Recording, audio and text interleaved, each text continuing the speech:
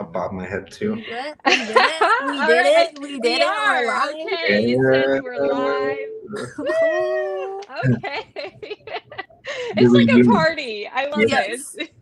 It's a virtual party for creatives and doers. So anyone who's watching and doesn't know who I am, I'm Brittany Brainstorm, and I am the creative director of Brainstorm Boutique. And I have my sister Casey with me tonight. She is a social media performance coach and my right-hand person. She's a talented graphic designer as well. But tonight it's not about us. We have our guest joining us, Jeremy Packer. He is the founder of Packer Labs. I mean, really, his resume and all the things is way too long for me to say. So I'm going to let Jeremy introduce himself and tell us, where he started and all that good stuff. So Jeremy, it's your show now. Yeah, well, welcome to my show. Welcome to the Jeremy Packer Show. Yay! Well, thank you for having me. First off, I've been watching, the episode you've had before this, and it's awesome to see so many people that are just pursuing their dreams. I think that's the number one thing. So kudos to you guys, and it's awesome. So thank you. Yeah, especially as fellow Salukis, you have to get behind each other and support, and a win for the area is a win for all of us. So it's awesome. Agreed.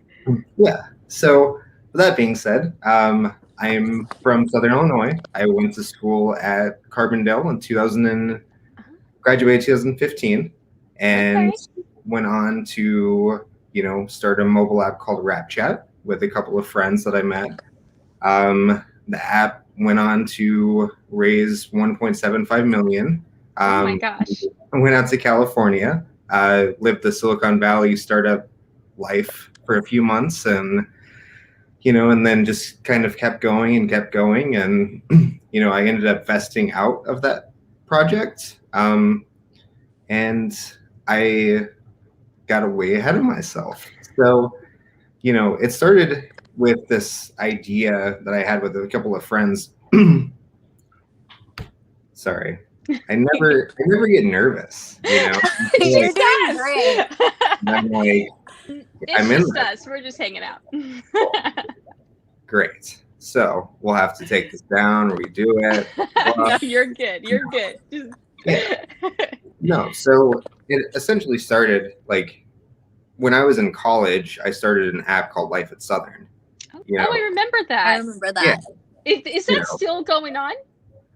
The pages are still out there. Okay. It's kind of like a memory book, just because we used to hire photographers to go out to parties, and we would just get so many photos of the bars, and it was great for social media. Everyone would want to go back to those pages to see themselves. So paying a photographer $10 to $20 an hour in Carbondale was great money for them. And on the other hand, was great return and social impact for these bars. And we package it as part of the Life at Southern package with the app. So they were buying our service and then buying the photos too. That's brilliant. It worked. Yeah. Wow. But so Life at Southern was an app that told you drink specials, so it essentially started with us needing good quality photos of the bars. Mm-hmm. And it ended up leading to us hiring photographers and all that stuff. And fast forward, I almost dropped out my senior year because I was this is the idea. We're going to make it big, blah, blah, blah. And I ended up sticking with school. And we tried to grow the app to Murray. And it all just collapsed, burned. Just really bad, I always say I was trying to sell this app to PKs, but I couldn't even get into the door of PKs because I wasn't 21. Oh no. Oh gosh. So it was just at a weird time where apps were kind of big, but they were not what we know them today. So it was really hard to fight against the Daily Egyptian and the nightlife for ads, ad space. Wow. So that failed. And I was just kind of like, I had this itch for startups, and I was working as a web developer, at University Communications, where me and Casey worked that together. And I was studying computer science, so like I knew how to program, but I didn't really know how to build apps because SAU doesn't teach you how to build apps. At least they didn't when I was there. So I started to kind of like teach myself how to build apps, and that's why Life at Southern took me like a year and a half to release, because I built it myself. Wow. And it was like the learning curve, and then it was like the end of I was graduating, and I turned down a job at Facebook, and the job was it was a support role. Okay. So, and it sounds like, oh, it's a job at Facebook. Yeah. But like, it's answering support tickets for other developers. So it's like solving problems for other people who don't know what they're doing. So I was like, do I go to this job making pretty good money and probably going to hate my life? And it's like a foot in the door, or try to find something more startup-y. Because that's what I was going for, and like, I've never really had that pressure to like go out and get a job. Like, not like, I haven't necessarily cared what job I got, I should say. Like, not necessarily like I haven't had to work. I've had to work all the time, every day of my life. But it's more so like I haven't had that, like, I need to have like a serious job. It was just like, if I'm going to do something for so much of my time, I'm going to enjoy it, know? So I've been like very selective about those things. And so I got on this website called AngelList, which is a startup index website that basically, it's a LinkedIn for startups. Oh my God. Okay, I've never heard of this. What? AngelList. Yeah. Okay, keep going. So if you have a startup, and they actually say that if you have a startup and it's not an angel list, it's not a startup. Really? It's one of those things, yeah. Wow. So you can like get introduced to companies, and companies can like ask to be intro to you. So it's a very like close network, but it's a little bit more personal than just like reaching out to someone on, LinkedIn, for instance. So I ended up finding this app called Rapchat on there, who was an iOS app at the time. They had 30,000 downloads, and it was just at the time an app that let you record raps and send them to your friends. That's it. Oh my gosh. So I reached out to them because I love to freestyle. I do it I used to do it all the time in high school. Oh my gosh, we didn't know this. Yeah. Do we need to have a freestyle? I feel like I did know this. Oh yeah, I used to freestyle all the time. Oh my gosh, okay. Yeah. Yeah, I was like the annoying pin tapping kid. So yeah. And I just like, this idea caught my eye because I used to freestyle with my friends in high school, but we've all gone separate ways. So like, we haven't really been in like the same room together, so we're not able to do that kind of thing. And when I found out about this app, I was like, this is great. Like, let's, let me help. And the main thing was that I was going to bring this app into the Android world because it was on just iOS. And that was like my goal, So I ended up reaching out, I was working at the SBDC at the time. And I had asked Kyle Harfs, I was like, I don't know if I should do this. I'm kind of nervous, because it was just like, it was no pay. It was equity with a group of kids that I had no idea, never met before, random people. Oh my gosh. And it's like, they sent me paperwork that my lawyer honestly was like, this is sketchy, because it was written by like a first year like law student, because our lawyer, also was it literally in raps? Like if you read it really fast? I wish. I should have made that like, I'm not signing this. It needs to be in Hamilton. You have to be able to wrap this to me. Okay, real quick. We have a couple comments here. Nana Rue's Wild Boutique says, these are facts, ladies. I think we're talking about the freestyling, perhaps. Nice. Whoa. And Katrina Elizabeth says, these are facts about his rap skills. Okay, we're going to have like a little rap section, but okay, keep going. So thank you so much for commenting, by the way. Anyone who's watching who has a question for Jeremy, make sure you comment on the Brainstorm Boutique page. That way we can see it and bring it up on the live stream. But okay, so back to what you were saying. Oh yeah. So I started working with them, so back to the Kyle Harps conversation. Yeah. You know, it was like, I have no kids. I'm young. You know, just like take the risk. And like, I was living in Carbondale, like rent was cheap, and I was still working at the SBDC. So like, I had like that side hustle project, you know, where I was like, let's do this, you know, and I started working on it kind of intensely, and it was not 4 months later that we got the call that we got accepted to 500 startups, which is you know, this top tier accelerator program. And we had to be in Silicon Valley in 3 weeks. And that's amazing. Oh my gosh. So, so at that point, I bought a one-way ticket, and you know, I went out there, and I slept on, you know, a futon in the living room of a 2-bedroom, 1 bath that we paid $3,000 a month for. Oh my goodness. And yeah, we were in the same town as like Google, you know, Mountain View, California. Wow. So very cool. Yeah. So how was that? Like, how did it feel to go from Carbondale to the startup capital of the world? Yeah, had you ever lived in a city before? Was that like your first move to a city experience, or like was that just like culture shock central? Yeah, so the weirdest thing about Mountain View is that it feels less busy than Carbondale. It has more money than Illinois, than I think in general. Yeah. Like just in that town, you know. Because it's just like, it's a very small town.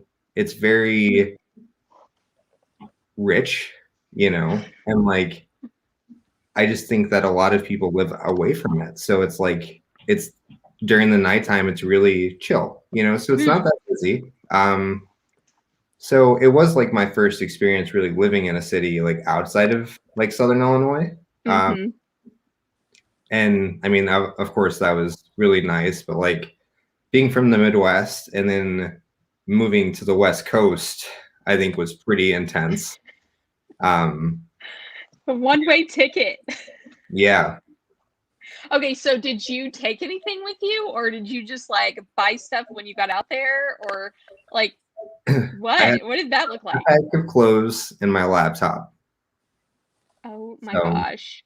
Yeah, it was. That's intense.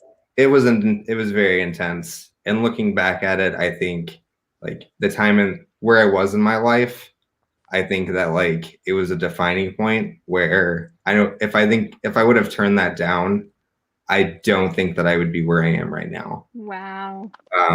So one of those like moments, if you look back and it's like, if I would have done that differently, but so yeah, you know, that's and great. Go ahead. Oh, so when we went out to California, we actually hadn't raised much money yet either. So none of us were getting paid. So the 1.75 million and, you know, eventually I think it was like 2.5 that we ended up raising came later on, you know, about 2 years later. So, you know, we were living off like scraps almost. Like the company kind of paid for things, but, you know, we didn't really have a lot of money coming in either. So that's why I started Packer Labs. I was building websites for people on the side, just freelancing here and there. And it became, you know, just a little bit more than I could handle. And I started to hire other developers to help me, started hiring out different contractors. And it was able to kind of sustain me until Rapchat was able to give me a salary. Nice. And then they both kept up, and I've just been able to kind of grow, since. That's awesome. amazing. Okay, we got a couple comments here. So Kaylee Barnes, she says, amen to that. The West changed me. You were very determined. And she also says, look how far you are now. Do you know Kaylee? I'm not sure. Kaylee's super talented designer in Southern Illinois too. She's amazing. So Kaylee, thank you for joining us and commenting. But that's incredible that while you were building this app that you didn't even know what was going to happen with it, then you start building your own business, probably not really knowing what was going to happen with that either, and they were all like sustaining your lifestyle. It was. And I wouldn't say that I was doing the freelancing for websites and that kind of stuff, but when I had come back from Silicon Valley, it was when I realized that there was no one in the area that helped small businesses with this kind of stuff. And it was like the conversation between Silicon Valley and the Prairie Valley, with like the Midwest. And it's I love that. Why do we have a tech drought here at a research institution? Wow. There's just no need for it. And even with like the amount of resources we have available online, even if we're able to place at least 2 or 3 competent engineers with a team remotely, we can do some really powerful stuff. And being able to explore that stuff with local businesses have been really powerful. So That's so I think, cool. So how long has Packer Labs been around then? How long has it been since you started that business? It has been 4 years in January. Wow, congratulations. Awesome. Happy anniversary. Yes. Thank you. That's amazing. Yeah, it was, you can go back and look at my post, but it was like, the first 4 years, I summed it up and it was like, this was great year, like awesome year, lots of money. What the heck is taxes? I had to censor myself there because it was like, what? And then going on this 4th year, we have a wonderful tax, prepper now. Yes. And I've never been more confident in our team. We have this, tremendous like upgrowth because, all during COVID, we were just helping so many businesses launch. And it was just, I was at the point where it was like, I'm less worried about making money as I'm like wanting to make sure that the community is okay. Like I launched 618 gift cards. Yes. Yeah, during the pandemic as well, just to try to help people. It was what I felt called to do. Didn't get used much. But it existed. It was an option. It was an option. Kaylee, she says, thank you, COVID. COVID's been a wild ride. It's been interesting, like the different industries that have been impacted, and then those that have been able to thrive or grow or emerge, if you will. And then seeing how those that are doing well can partner with those who are struggling, which it sounds like you did a tremendous job of doing during a very difficult time. So let me ask you this, and you don't have to give specifics if you don't want to, but what are some of the like challenges that you saw some of your clients have, or just potential clients that weren't a client yet? And then what was that solution you were able to give them to help them out? Yeah, I mean, I think for starters too, and I know that you work a lot with Shopify clients, but it's like so many people pre-COVID were thinking like, we need to focus all of our money on this brick and mortar, it's physical advertising. And, as soon as COVID hit, our conversations were, we need to prepare your digital storefront, times have changed. And I think that, this is going to probably sound crazy, but so the past year I've helped Raekwon from Wu-Tang Clan. And I've helped Kiki Palmer who was on the VMAs. I'm sure you guys see like my post about that. Yeah. Oh my gosh. But I've managed her Shopify store, for the past year. And like Wow. we have a team that helps as well. But like if you go to shop.kikipalmer.com, like that's my work, Wow. That's so cool. And like it's not anything, tremendous by any means. But I think like the beauty in that is that at the core of it, you have these A to B list celebrities who have millions of dollars who are using $30 a month tools. Yeah. That are accessible to everybody. And like there's something powerful in that. Yeah. And I think that being able to have those experiences where it's like we're fulfilling Kiki Palmer's shirts in DeQuoin, Illinois. That's crazy. Oh my goodness. It's the world is endless with opportunities now. It really is. And like there's such an abundance of money and opportunity, and the internet has unlocked that. Yes. So I mean that's why I think like digital storefronts focusing more so on, everyone says like customer support and customer service is great, but it's also about that experience about, like everything from if you order a product online and you get it in your mailbox, you want that wrapping to be super nice. You want that thing to be super nice, like, I mean, and I know you guys are as detail oriented as I am, but it's like, I want to know that box is going to be upright when they open it. Yes. So they read it exactly how I intend it, Yes. And it's like, you have to have that level of detail that most people don't care. But to the people that like, they don't care, it's because it feels so natural. And like, that's the beauty in it.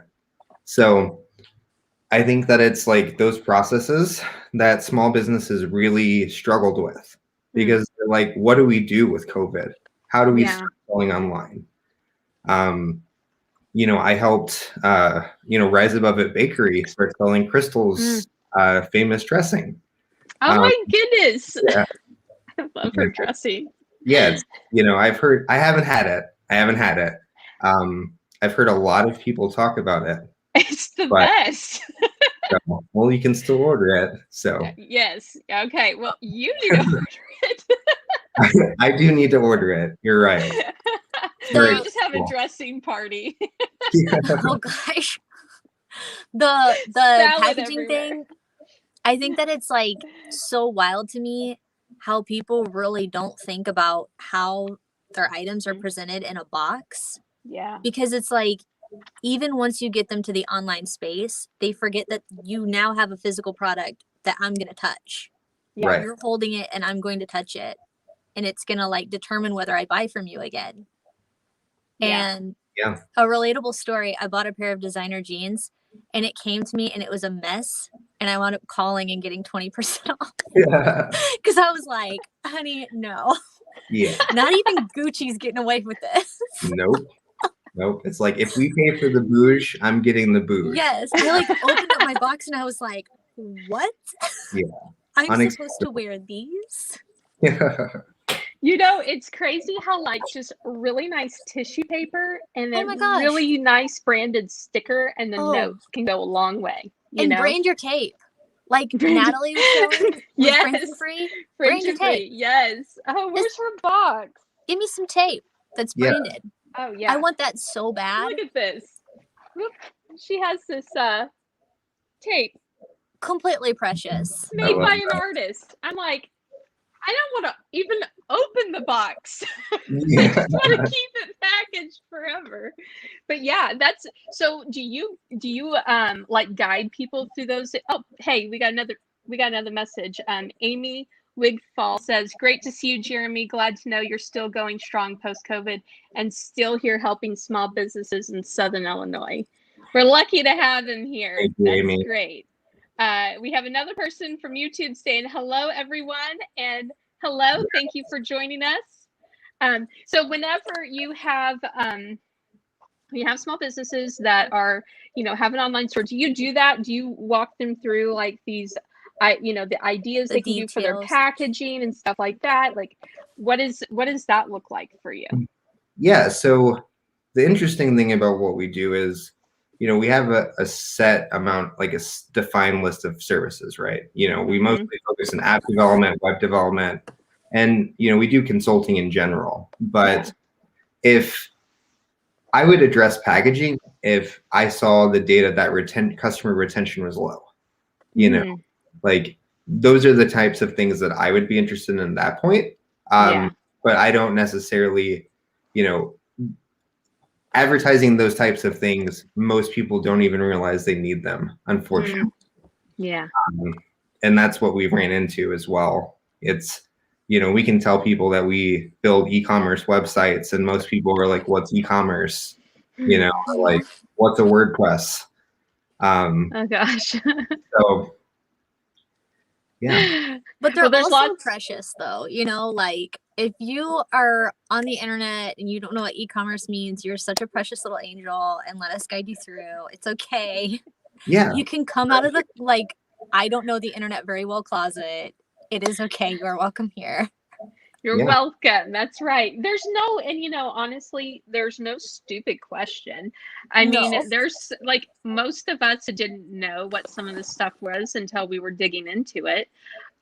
So let me ask you this. Do you develop apps for these online like shops, or just because I know you do app development? What is that? Okay, I know nothing about app development, so I'm really excited about this. Tell me about it. Well, so there's two folds here, right? So to answer your question, I have a client who uses Squarespace. Very common. He has an e-commerce plugin, and he is a meal prep service. So every month or every week, people go on, they select their meals, and nothing, the business model, it's tried and true, just him and a couple of friends who do very well with it. So what's really cool is we've built a calculator for him that allows for him to press one button that pulls all of Squarespace's orders in, grabs the amount of like vegetables and ingredients per each one, and builds a shopping list for him based on the amount of orders he has. Jeremy, like, I'm so happy you didn't go to Facebook. Like, that would have been that would have been bad for everyone. Yeah. That would have been bad for everyone. Okay, so question, are you selling this plugin like as an option for other people, or is this custom only to this particular person? He is looking to franchise the meal prep with the technology as well. Oh my gosh. To which we will be, of course, the official partner of. Mind blown. What kind of food? Now I'm getting hungry. Yeah. fitfreshfast.com. Shout out to John Patton. fitfreshfast.com. Okay. Yeah. Well, I'll check that out after the live stream. Did he used to do like SIU? They're from Columbus.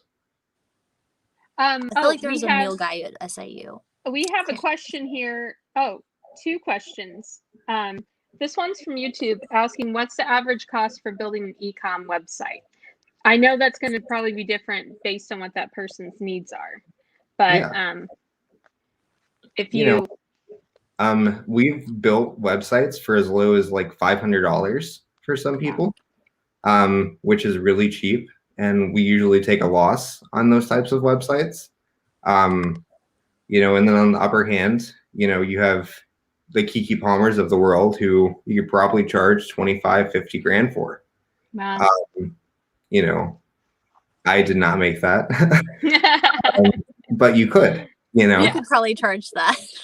So, okay, we have a couple more questions. People are loving you, Jeremy. You just need to be hanging out with us every week. Okay, so Rebecca O'Neill, she says, how does a startup connect with you? If you visit packerlabs.com, we have a calendar or a scheduling feature. Book a time. Let's talk. There you go.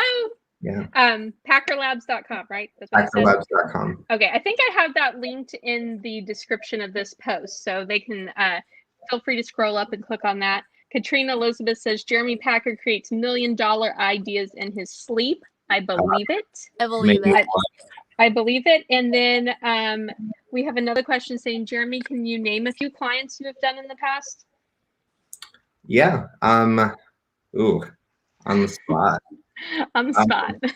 You know, I mean, in the area of like Southern Illinois, for instance, we've worked with Banterra Bank. We've worked with the SIU SBDC, the SIU Research Park. You know, we've worked with Ultimate Gaming Championship, Lineup Media Group, of course. We've consulted Maker's Mark at one point. Cool. You know, they had an ambassador app. Wasn't much, but still something. Let's see. Of course, Southern Illinois Worship Center, as we talked about a little earlier. Yeah. You know,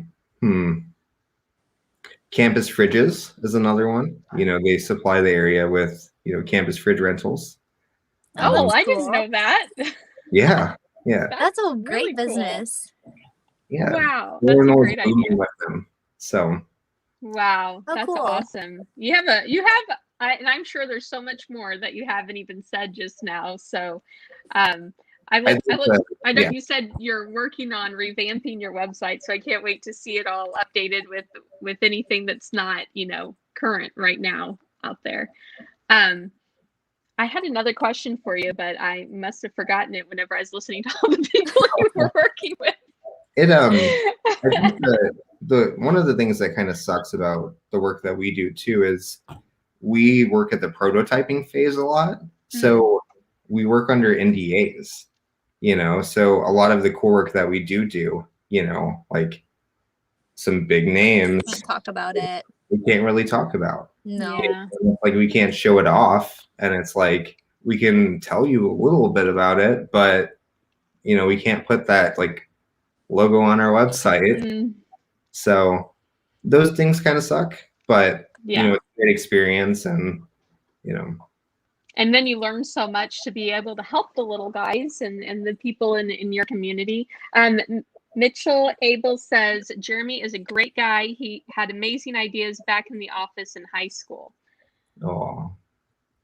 Thank you for watching, Mitchell. Yes. Well, I can tell that obviously right away from, you know, it's interesting to me because a lot of people know this, but I haven't ever talked to you directly. You know, we're friends on Facebook. I knew you had a connection, you know, with Casey when you guys were student workers together. And I always saw the cool stuff you were doing, but there's so much you're doing quietly that even if you do share it on social media, you know, not everybody knows, you know, what you're up to. But talk about one of the clients you were discussing earlier, one of the local churches that you ended up working with. You said that there was a way you were able to help them with like a process and streamline their systems. Yeah. You know, I geek out a little bit about process. But I think in those situations where like we have a church in Southern Illinois that is running the same technology that a startup in Silicon Valley would. You know, we have them using Slack for communication. We have them using Asana for, you know, their kind of accountability. And we have, you know, integrations with Slack. So if someone submits like a form on their website, it actually posts to their Slack channel. Wow. You know? And then what's cool? Do that. Jeremy, we need you to review our systems. Yeah. And what's cool is, you know, they can go back and they have two people that always kind of go through, you know, and they use the system for prayer requests. So they want to make sure that someone gets to them and that they review every one. So in order to let someone know that they reviewed it, they just respond with an emoji. So it's marked. That is so precious. I love that. Oh my gosh. So and go ahead. Sorry. I mean, people don't realize, but it's like if you know, get 8 prayer requests a day and you have to check your email every time, each costs 5 to 10 minutes of your day, you know, like that adds up significantly.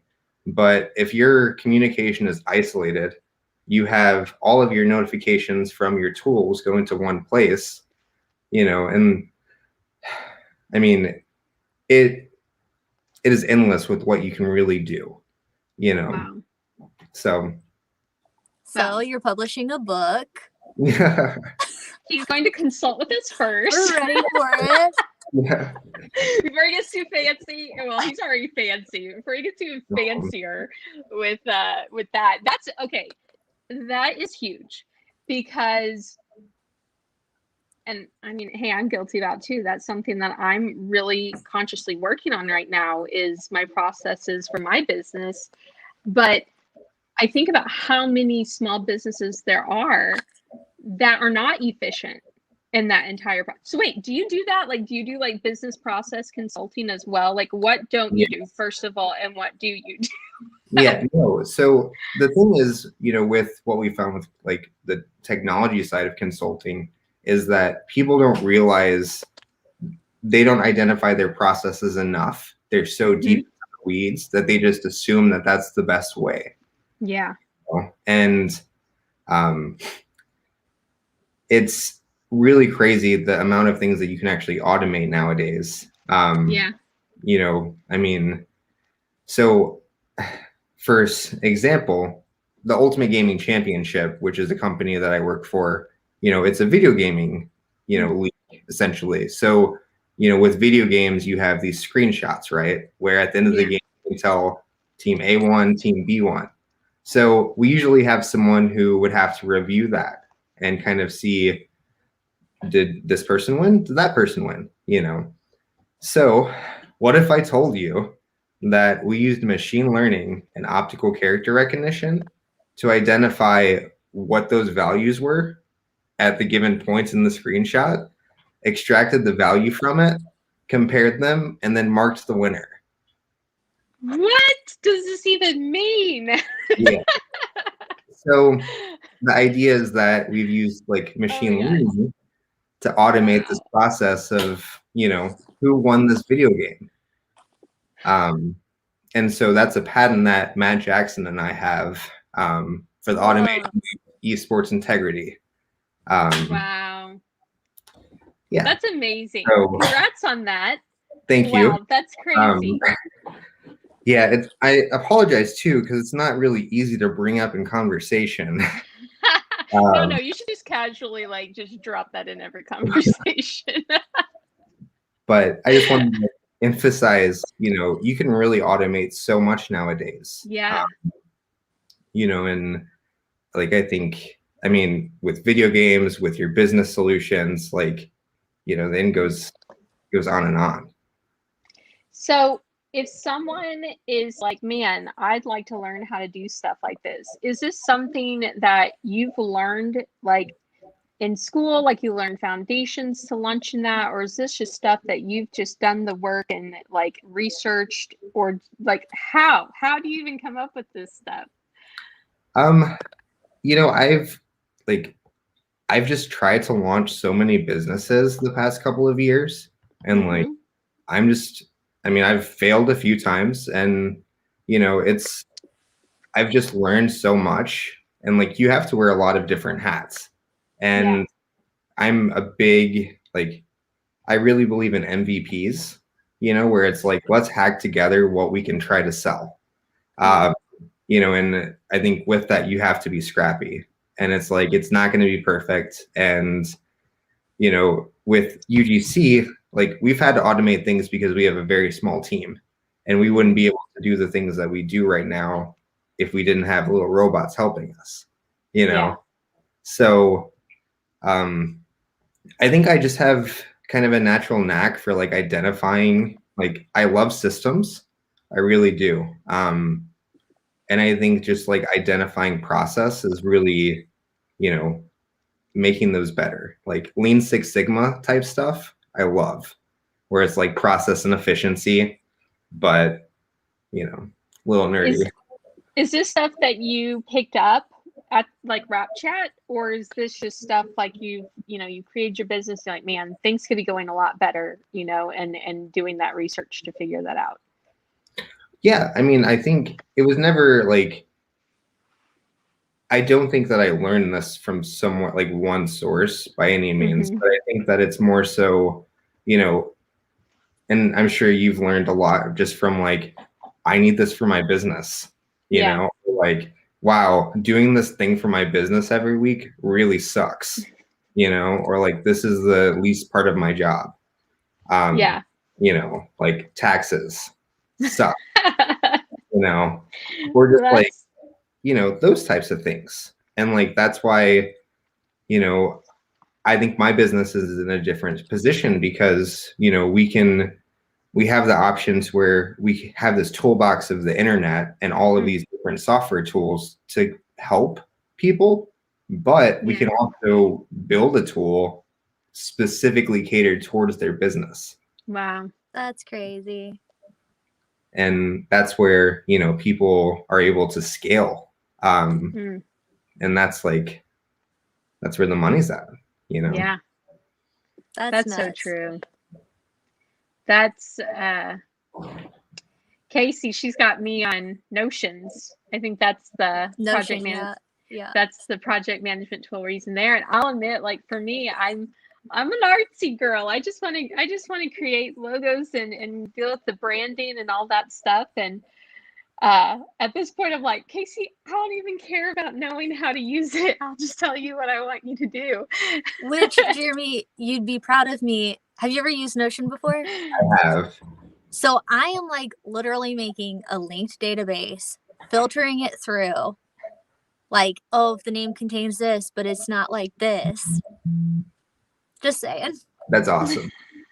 My favorite Jeremy Packer moment in my entire time of knowing you, going back to like way back in the conversation where there's no stupid questions.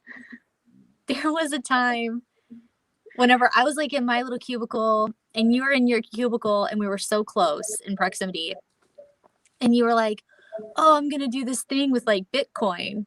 And I was like, what's Bitcoin? And you explained it to me for like 30 minutes. You'd be like, there's like these mines. And I'd be like, what? What do you mean? Okay, that's an interesting conversation. I still, when somebody says Bitcoin, I always hear Jeremy Packer being like, all right, listen.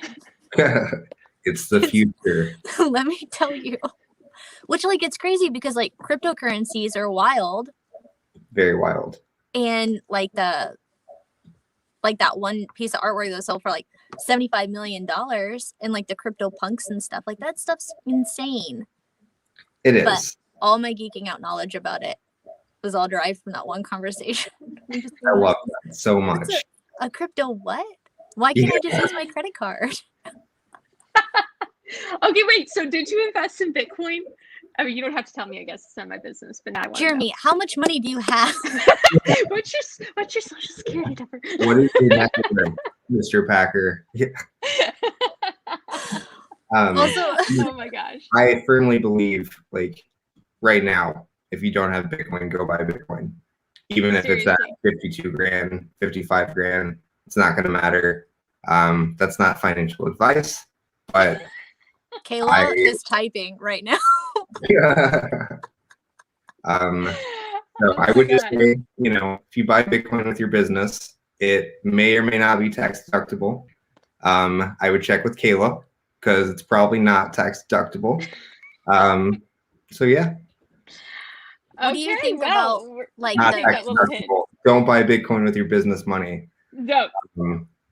But buy Bitcoin with your personal money. Personal money, Bitcoin. Why?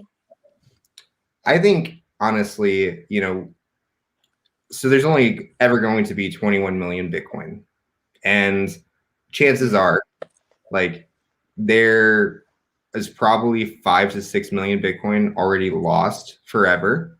You know, like you know, so the chances of everyone owning, you know, one full Bitcoin or like every millionaire, you know, that's pretty much like the buzzword that they say, or like the buzzword phrase. It's like not every millionaire could own a Bitcoin if they wanted a Bitcoin.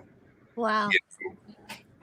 I think that being able to transfer money over the internet and have that accountability and that open ledger, like that open transparency, you know, if you look at your Venmo app right now, you can see what your friends are spending money on. like they're normalizing it.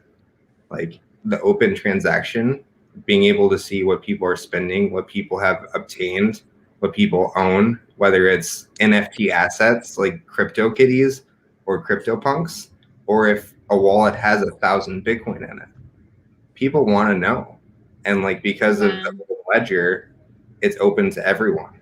Budgets are transparent, you know, and like it's not open to anyone unless you obviously know which ID. Like if you know what who owns a certain wallet, of course. But I won't get it. That's a different conversation. That's bananas. This is a whole different world. So if I have some extra money, I should go look into Bitcoin, huh? Let's recommend talk. it? Yeah. Sell your house. We'll get talk. Bitcoin. Yeah. I don't think I can afford Signing Bitcoin. Drop money. You might have to help me streamline my process, scale, and then we'll talk about Bitcoin. You know, I've been wondering what I was going to spend my stimulus on, so. Hey, it's the quickest way to double that money. Coin. We got another question here from our YouTube commenter. He asks, what are your charges for consultation if I schedule a meeting from your website? Good question. So, you know, you might be wondering, this information doesn't come for free. And you're right. But our first meeting does. And with that, like we usually get to know you, get to learn like a little bit more about what you do and kind of your pain points.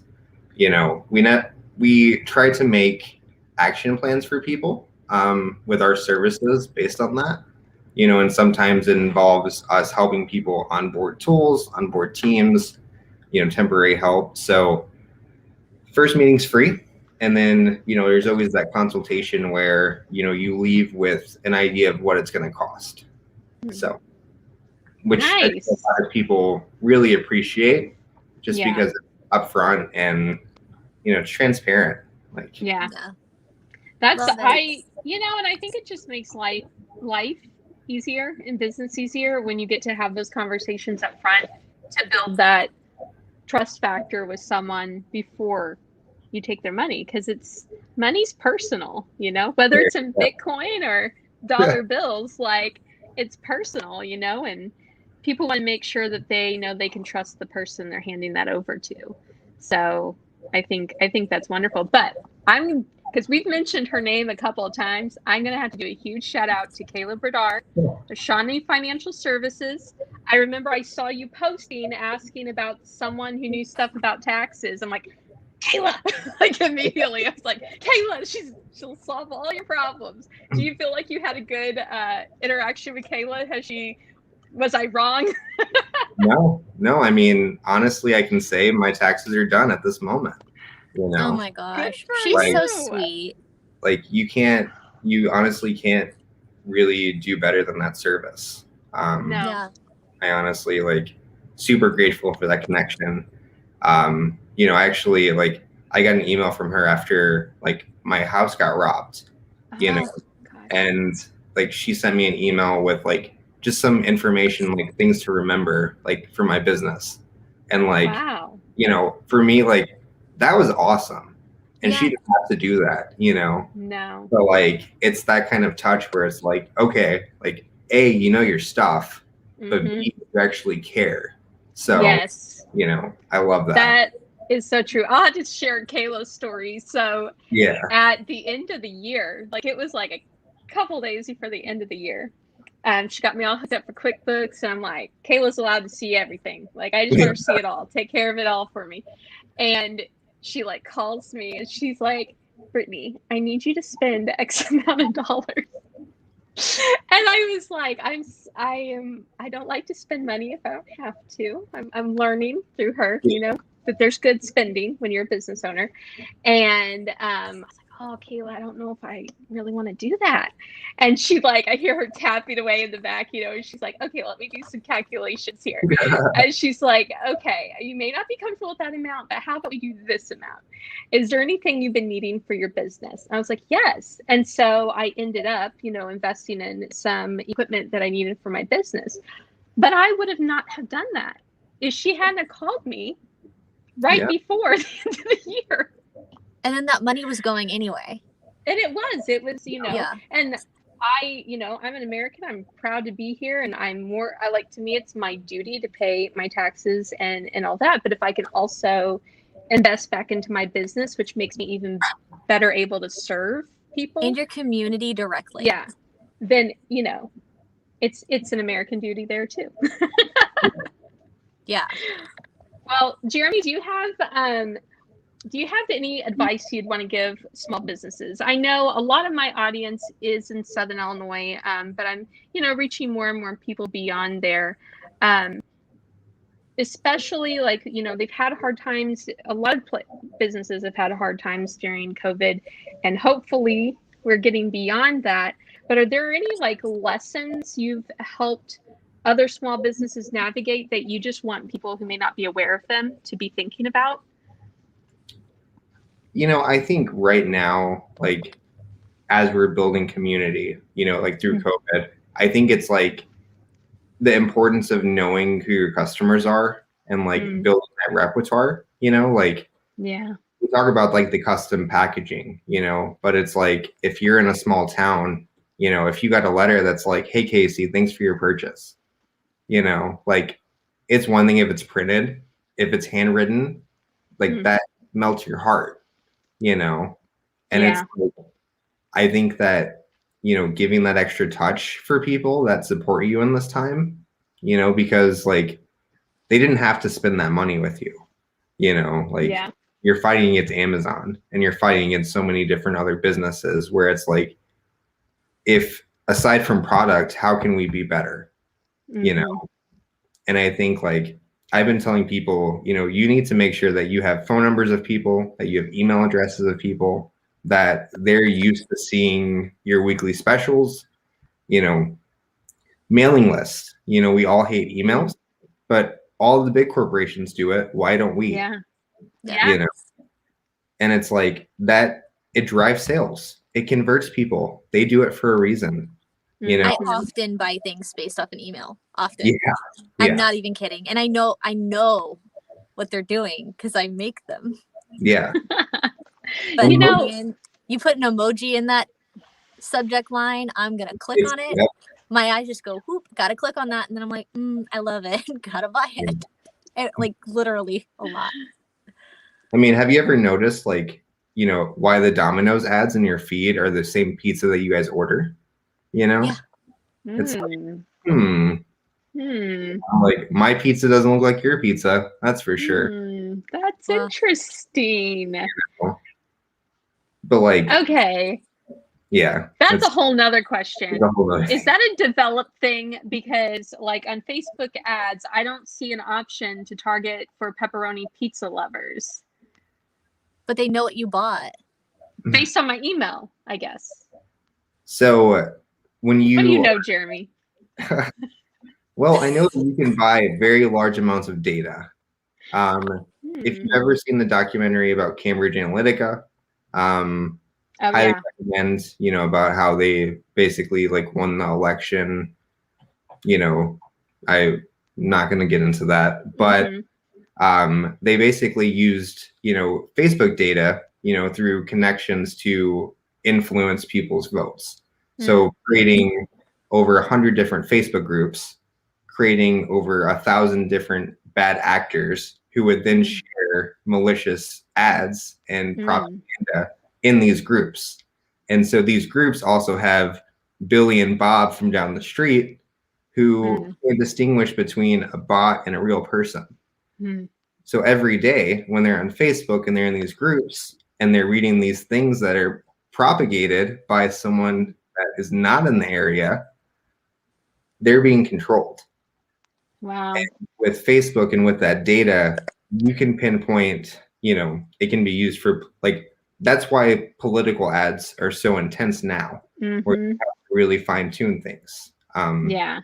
You know, President Trump's ads, he had over 100 variations of his photo, you know, one of his last ads. And the idea is that for every different demographic, he would use a different type of photo, you know. In our industry, we understand it's A/B testing, you know, it's nothing. But when you do it at the scale of like the entire country, you know, you're not saying the same voice. And it's like, people don't realize that. I've gotten a little off topic on this. But it's so important. It's like all a part of that targeted advertising that, it is. you know, yeah, I mean, it can either be used for one purpose or another. And that is a good reminder, is like, as business owners, especially, how do we utilize those tools for good? Right. And to make a positive impact, even though there are opportunities to use it in a different way. Right. You know, so like on one end you have, you know, the political, and then on the other end, like you're peddling pepperoni pizzas. And it's a really fine line. So it really is. That's so interesting. Well, okay. We're probably going to go, I mean, there's no timeline on my time. You're going to have to tell me when you got to go. But this is interesting to me because I do want your opinion on this. What about the whole iOS 14 thing then? Because they're saying that that's going to impact Facebook advertising and I guess digital advertising in general, because of Apple controlling, you know, what kind of data then that they will be releasing from their users. Yeah. Like, what do you know? You know, I think it's interesting because you have these two giants that are both fighting for the same thing, you know, and I don't think that Apple is saying like, we want to protect our users. I think they're saying we want this data for ourselves. Oh. You know? And like, I really believe, like, I think that iOS has tried to be the privacy, you know, they're really pushing it. I have a Pixel personally. You know, I'm not a huge Apple fan outside of my MacBook and my, you know, everything else that's Apple. But not the phone. So, not the phone. That's where we draw the line. Not today. So, you know, I think there's going to be changes, like, and definitely, especially with iPhone, because if you can't advertise to iPhone users anymore on Facebook, that's going to be $1 billion industry disrupted. You know? And like, for some reason, I just can't imagine that just going away. Yeah. And I mean, there's also the phrase like, this is Apple's world and we just live in it, which it could very well just go away. But that's gonna be interesting. Isn't it wild to like think back to that ad, that 1984 ad that they ran, like one of their first ads when they were introducing the computer, and like, honey, what a shift. Like, you're really out here doing it. Like, now we got Google Pixel with the hammer. Like, my gosh.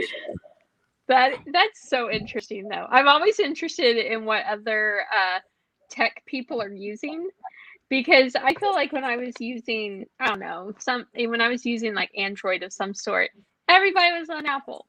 Now I'm on Apple and everybody's wanting to get off Apple. I'm like, I mean, I can make my own decisions, but still, you know, a little influenced. Yeah. What's the best option? Yeah. You know, you don't want to have like the green chat window come up. Yeah. You know, think it's something like that. Yeah. I liked my Pixel. I used to have a Google Pixel 3, and then I just recently got an iPhone 11. That's a good phone. I mean, like, it's a phone. You know, I like the camera on this one better than I liked my 3, but my 3 wasn't the newest one either, you know. Yeah, but I liked the Android. I thought it was fine. I didn't see a big deal in it. The one feature that has probably changed my life and like is the screen, like the call screening. If you had it on your Pixel 3, like I get so many sales calls from my LinkedIn just from people trying to sell me stuff at Lineup that like I have it auto screen. So it's just like, hi, the person you're calling has a screening service powered by Google. Say why you're calling. And I just get a text message of the transcript. Yeah, that is super handy. I forgot about that, actually. That was really cool. I did not know that. So you don't have to answer every phone call. You have an So automated system. you get to decide which one gets that? It's or like a little button you push. Yep. So like instead of like ending it, you'll just push that and you're like, we'll see if this is something I really want to explore. And then you have the option to answer while they're talking or after they talk. But a lot of like anytime that I ever got it, people would automatically like just say their piece and then hang up. Yeah. And that's like, yeah, you did your job. So. Wow, that's okay. Well, that could sell me because I'll tell you what, when there's a number, it pops up, I don't know, I'm not answering it. And I don't know how many times I look in my voicemail and it's, hey, we're calling about your extended warranty. I'm like, well, first of all, that ain't true. But I mean, some of us have anxiety where it's like you see an unknown number and it's like, okay, Google, what's this number? Why are you calling me? Okay, I'll answer. It's the new knock on the door. I do the same thing. Yeah. I literally do the same thing. I do, like, while someone's calling me, I Google the number, and if it doesn't look legit, or if it is legit, I just wasn't, like, prepared for that conversation. You know, sometimes you have to be prepared for conversation. Yeah. I can't relate. I just, like, answer the phone. I'm like, hi. Hannah doesn't exist over here. I think you got the wrong number. we're a little different in that case. You're definitely. I'm like, oh, somebody's calling me. What's up? I think I'm extroverted, but Casey's like a whole nother level. Even though I kind of dominate these streams with my questions, but Casey's a whole nother level of extroverted. Oh yeah. We're doing it. Just. Right out there. Yeah. Oh my gosh. Well, Jeremy, I know we've taken up most of your night. We've been talking for over an hour now. My gosh. Oh my goodness. I could talk all night. That's the kind of person I am. But go ahead. I want you to pitch your business, tell people how they can get a hold of you and how you can help them. And then we'll let you go back to whatever Jeremy Packer does for fun. Well, programming. It's not much. You know, I'm obsessed with work, but I love my work, and you know, I'm blessed to be able to do what I do, honestly. So, so if anyone is interested in app development, website development, e-commerce, you know, business solutions, or if you feel like your business is just not doing something the best that they could, you know, let's talk. I've helped so many different types of businesses across the range of industries that I probably have a solution for you, and first call is free. So love it. Hey, you can't get better than the word free. Right. Even if it's the first call. So, well, thank you so much, Jeremy, for joining us. It was so great to actually get to talk to you almost face to face. When COVID's over, we'll have to hang out sometime. So thank you so much for joining us. And we look forward to seeing all the other cool things that's in store that you're doing. So thank you so much for having me. And of course, it was great to see you guys too. So yes.